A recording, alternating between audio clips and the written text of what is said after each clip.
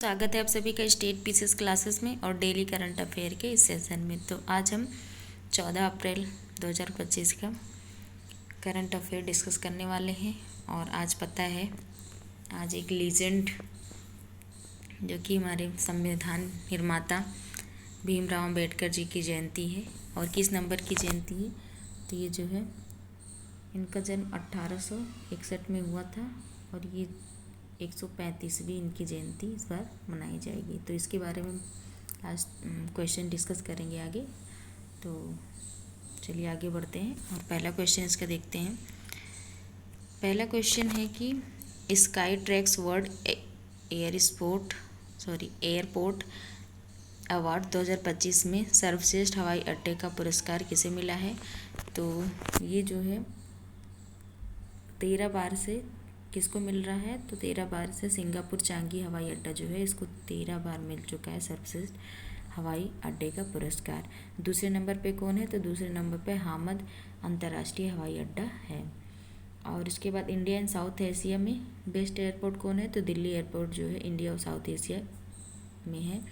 और स्वच्छता में कौन सा एयरपोर्ट है? तो स्वच्छता में मनोहर पर्रिकर एयरपोर्ट जो कि गोवा में है, वो पहले नंबर पे है, भारत में है। और स्टाफ सर्विस में इंडिया का हैदराबाद एयरपोर्ट स्टाफ सर्विस में टॉप पे है। तो ये इम्पोर्टेंट क्वेश्चन है। आगे बढ़ते हैं और नेक्स्ट क्वेश्चन देखते हैं कि वैश्विक न्याय प्रेम और शांति शिखर सम्मेलन कहाँ हुआ है? तो वैश्विक न्याय प्रेम और शांति शिखर सम्मेलन जो है दुबई के यूएई में आयोजित हुआ है। यहाँ पर 12 शांति नोबेल पुरस्कार विजेता को जो है नोबेल पुरस्कार प्रदान किया गया है। और इसका थीम क्या रहा है? तो इसका थीम है एक रंगग्रह एक आवाज़ और न्याय प्रेम और शांति। तो इम्पोर्टेंट क्वेश्चन। नेक्स्ट क्वेश्चन है कि नेक्स्ट नहीं, इसके आगे है कि आसियान, एक क्वेश्चन और भी साथ में देखते हैं कि आसियान भारत व्यापार समझौता बैठक कहाँ पे हुई? तो ये दिल्ली में हुई है, जो कि आसियान व्यापार समझौता है। नेक्स्ट है कि सुप्रीम कोर्ट ने राज्य के विधेयकों पर, ये बहुत ही इंपॉर्टेंट क्वेश्चन है क्योंकि स्टैटिक पोर्शन कवर होने वाला है पूरा और ये इम्पोर्टेंट भी हो जाता है आगे आने वाले RUPCS के एग्ज़ाम्स में। तो क्वेश्चन है कि सुप्रीम कोर्ट ने राज्य के विधेयकों पर राष्ट्रपति द्वारा निर्णय लेने के लिए कितने समय सीमा निर्धारित की है? तो पहले इसके बारे में देखते हैं कि मामला क्या रहा है। तो ये मामला रहा है कि तमिलनाडु वर्सेस राज्यपाल सरकार जो है, इसके बीच में ये मामला रहा है, जो कि ये सुप्रीम कोर्ट में चला गया था। उसके बाद में अब सुप्रीम कोर्ट में से डिसीजन दिया है कि जो राज्यपाल के पास शक्ति है वीटो, वो पॉकेट वीटो की आर्टिकल 200 के तहत जो है बिल अधिकार जो इनको मिला है कि इसमें है कि पुनर्विचार के लिए 1 माह के अंदर साइन करके उनको भेजना होगा। और दूसरा था कि पॉकेट वीटो ये अनिश्चित काल के लिए लगा सकते थे। तो इसी पे जो अनिश्चित काल के लिए पॉकेट वीटो था, इसी पर रोक लगाई गई है कि अब ये जो है इसको मैक्सिमम 3 माह तक ही, ये आंसर मैंने दिया है, तो मैक्सिमम ये 3 माह तक ही रोक सकते हैं। और इसके साथ ही राज्यपाल को एक शक्ति और दी गई है कि ये जो है कोई बिल हो तो उस बिल को राष्ट्रपति के लिए आरक्षित कर सकते हैं। आर्टिकल किसके तहत? तो ये देखिए मैंने डिस्कस किया है। तो ये आर्टिकल 201 के तहत ये राष्ट्रपति के लिए कोई बिल आरक्षित कर सकते हैं। तो पहले इनकी भी सीमा थी कि अगर राष्ट्रपति के पास चला जाता है तो राष्ट्रपति का कोई समय सीमा तय नहीं था कि कितने समय में वापस कर देंगे इस बिल को। तो इस पर भी अब रोक लग गई है कि इस पर भी पॉकेट वीटो की कोई जो है जगह नहीं है, अब पॉकेट वीटो नहीं लग सकता है। इसके लिए भी समय सीमा निर्धारित कर दी गई कि 3 माह का समय है, जिसमें कि जो है अगर 3 माह नहीं के अंदर नहीं लौटाया जाता तो इस पर सुप्रीम कोर्ट जुडिशियल रिव्यू भी कर सकता है। और कौन कर सकता है? जुडिशियल रिव्यू कर सकता है और ये जो है राज्य सरकार का पक्ष लेगा। तो ये सारे मामले जो है सुप्रीम कोर्ट ने इसमें डिसीजन दिए हैं इस मामले में। तो ये बहुत ही इंपॉर्टेंट क्वेश्चन है, स्टैटिक पोर्शन पूरा इसमें कवर किया गया है। इसको ज़रूर आप लोग एग्जाम में पढ़ के जाइएगा पूरा इसका पोर्शन। तो इम्पोर्टेंट क्वेश्चन है। नेक्स्ट क्वेश्चन है कि पुंथाडु पिराऊ महोत्सव का आयोजन कहाँ किया गया है? किससे संबंधित है? तो ये तमिलनाडु से संबंधित है, तमिलनाडु का नववर्ष। तो अन्य फेस्टिवल भी हैं जो कि नववर्ष के रूप में कब कब मनाए जाते हैं, किस किस नाम से मनाए जाते हैं राज्यों में। तो देखते हैं कि बैसाखी जो 13 अप्रैल अभी गया है, तो उसी 13 अप्रैल को ही 1919 में जलियांवाला बाग हत्याकांड बैसाखी के दिन ही हुआ था, तो ये भी इम्पोर्टेंट है। और बैसाखी इसलिए मनाई जाती है क्योंकि इस खालसा पंथ की स्थापना गुरु गोविंद सिंह ने 1699 में इसी दिन की थी, तो इसलिए जो है बैसाखी मनाई जाती है। और जो पंथाड़ू, ये जो तमिलनाडु में मनाया जाता है, ये चित्रई महीने का पहला दिन जो कि नववर्ष होता है। और पाम संडे कहाँ मनाया जाता है, तो पाम संडे जो है मिजोरम में मनाया जाता है, ये ईसाई धर्म का फेस्टिवल है। और नावा वर्षा कहाँ मनाया जाता है, तो नावा वर्षा जो है ये पश्चिम बंगाल का नववर्ष है। और बीसू जो है ये केरल का नववर्ष है। तो ये सभी अलग अलग राज्यों में मनाए जाते हैं अलग अलग नामों से, इम्पोर्टेंट है। आगे बढ़ते हैं, नेक्स्ट क्वेश्चन देखते हैं कि जम्मू एवं कश्मीर और लद्दाख उच्च न्यायालय का मुख्य न्यायाधीश किसे नियुक्त किया गया है। तो ये जब से जम्मू एंड कश्मीर यूटी के रूप में बने हैं, कब बने थे तो इसके बारे में देखते हैं। तो 31 अक्टूबर 2019 को जम्मू कश्मीर और लद्दाख को 2 यूटी अलग अलग यूटी बनाया गया, जो कि इस समय हमारे भारत में कितने यूटी हो गए, तो 28 राज्य प्लस 8 केंद्र शासित प्रदेश है, मतलब यूटी हैं, तो इस समय 8 यूटी हैं।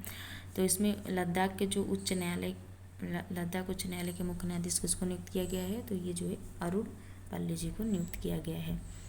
और हाई कोर्ट का अधिनियम कब आया था सर्वप्रथम, तो हाई कोर्ट का अधिनियम 1861 में सर्वप्रथम आया था। और 1862 में बॉम्बे, कलकत्ता, मद्रास जो है हाई कोर्ट बनाया गया था। लेकिन सबसे पहले नंबर पे कौन बना था, तो पहले नंबर पे हाई कोर्ट, जिसको पहला हाई कोर्ट बोलते हैं, कलकत्ता बना था।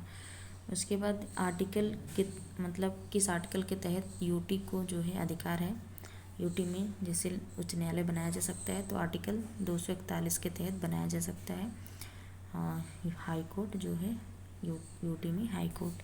तो ये आर्टिकल भी इम्पोर्टेंट है। नेक्स्ट क्वेश्चन है कि भारतीय शास्त्रीय नृत्यांगना कुमुदनी लाखिया का निधन कहाँ हुआ है। तो ये कुमुदनी लाखिया जो है कहाँ से संबंधित है, तो ये गुजरात से संबंधित है। इनका निधन 1905 मतलब 95 वर्ष की उम्र में हुआ है इनका निधन। और ये कथक कलाकार और कोरियोग्राफी भी करती थी। और इनका निधन कहाँ पे हुआ था, अहमदाबाद में हुआ है। और अभी 2025 में 26 जनवरी 2025 में इनको पद्म विभूषण अवार्ड भी मिला था कला के क्षेत्र में। ये भी हम लोग देखे थे क्वेश्चन।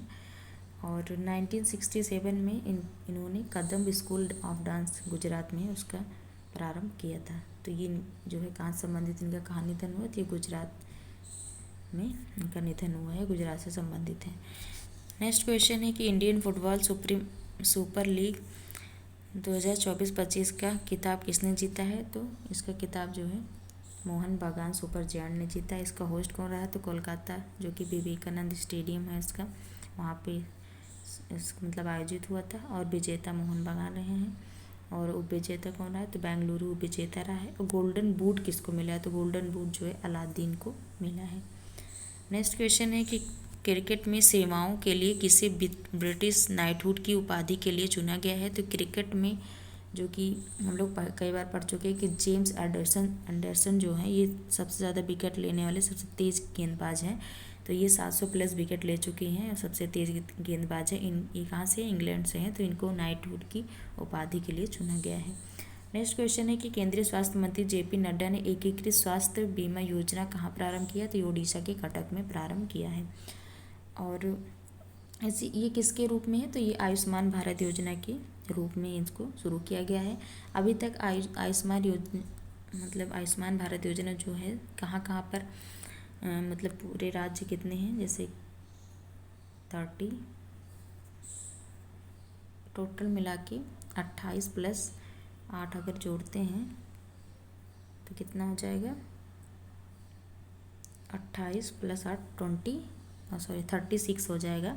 तो 36 राज्य और यूटी को मिला करके अब 35 जो है राज्य और यूटी में आयुष्मान भारत योजना लागू हो चुका है। क्योंकि यहाँ पर एक मुख्य मेन कारण है कि बीजेपी की गवर्नमेंट है। अभी तक दिल्ली में लागू नहीं था, तो दिल्ली में भी लागू हो गया क्योंकि वहाँ पर भी बीजेपी सरकार आ गई। तो इसमें क्या होता है कि आयुष्मान भारत योजना में 5 लाख प्रतिवर्ष जो है हेल्थ कवरेज दी जाती है। और बस किस राज्य में लागू नहीं है, तो 35 में तो लागू हो ही गया, बस पश्चिम बंगाल, ओनली पश्चिम बंगाल में यह लागू नहीं है, और पूरे राज्य और यूटी में अब लागू हो चुका है आयुष्मान भारत योजना। ये भी क्वेश्चन जो है पूछा जा सकता है। नेक्स्ट क्वेश्चन और आज का लास्ट क्वेश्चन है। तो आज भीमराव अंबेडकर जी की जयंती है, तो उनके बारे में है। चलिए देखते हैं इनके बारे में कि 14 अप्रैल 2025 को डॉक्टर भीमराव अंबेडकर की कौन सी जयंती मनाई जाएगी। तो ये जो है 135वीं जयंती मनाई जाएगी। 14 अप्रैल को इनका जन्म कब हुआ था, कहाँ पे हुआ था, तो इनका जन्म 1891 महू, जो कि मध्य प्रदेश में है, वहाँ पर हुआ था। और इस बार जो 135वीं जयंती है वह जो है परेड स्मारक स्थल दिल्ली में मनाया जाएगा। अब इनके बारे में देखते हैं, इनकी पत्रिका कौन कौन सी हैं। तो पत्रिका इनकी है बहिष्कृत भारत समाचार पत्र, इन्होंने 1927 में चलाया था। महार सत्याग्रह 1927 में चलाया था, और ये तीनों गोलमेज सम्मेलन में इन्होंने भाग लिया था। और 1932 में पूना पैक्ट, जो कि महात्मा गांधी और जो है अंबेडकर जी के मध्य हुआ था। क्यों हुआ था, तो आप लोग इतिहास पर अगर थोड़ा भी पढ़े होंगे तो पता ही होगा कि जो है गोलमेज सम्मेलन में अंबेडकर जी चाहते थे कि अलग से एससी जाति को, अलग से एससी कास्ट को सफरेज मतलब कि वोट देने का अधिकार मिले, अलग मतलब अलग से कर दिया जाए, उनको हिंदुओं से अलग करने की मांग कर रहे थे। तो इसलिए महात्मा गांधी अनशन पर बैठ गए थे। अनशन पर बैठ जाने की वजह से फिर इनको यह समझौता करना पड़ा था। और इन्होंने ही 1936 में इंडिपेंडेंट लेबर पार्टी की स्थापना भी की थी 1936 में। और ये प्रारूप समिति के हेड बने थे जब संविधान बनाया जाना शुरू हुआ था। तो और इसमें कितने सदस्य थे, तो इसमें 7 सदस्य थे। ये भी याद रखिएगा कि प्रारूप समिति में कितने सदस्य, तो इनको मिला करके मतलब अम्बेडकर जी को मिला करके 7 सदस्य थे। और 1947 में इनको पहला कानून मंत्री बनाया गया था। लेकिन हिंदू कोड बिल के तहत हिंदू कोड बिल के तहत इनको इस पे जो है क्या हुआ था कि इनका विरोध किया गया था कि तो इन्होंने क्या किया कि अपने जो ये कानून मंत्री है इसके पद से 1951 में रिजाइन कर दिया था। उसके बाद इन्होंने बौद्ध धर्म को अपना लिया था। उसके बाद इनकी डेथ हो गई थी। और डेथ को इनको क्या कहा जाता है, क्योंकि ये बौद्ध धर्म को अपना लिए थे तो इसको महापरिनिर्वाण भी कहा जाता है। तो उनको महापरिनिर्वाण, उसके बाद इनकी डेथ हो गई थी। तो ये सभी इनके अम्बेडकर जी के बारे में ये इम्पोर्टेंट क्वेश्चन है, कहाँ कब इनका क्या योगदान रहा। और भी हैं तो हम लोग उसको बाद में देखेंगे, अभी इतना देखते हैं। तो आज के सभी इम्पोर्टेंट क्वेश्चन रहे। तो आप लोग ऐसे वीडियो को देखते रहिए और प्लीज़ चैनल को शेयर और सब्सक्राइब करिए और ऐसे वीडियो को देखते रहिए। Thank you so much.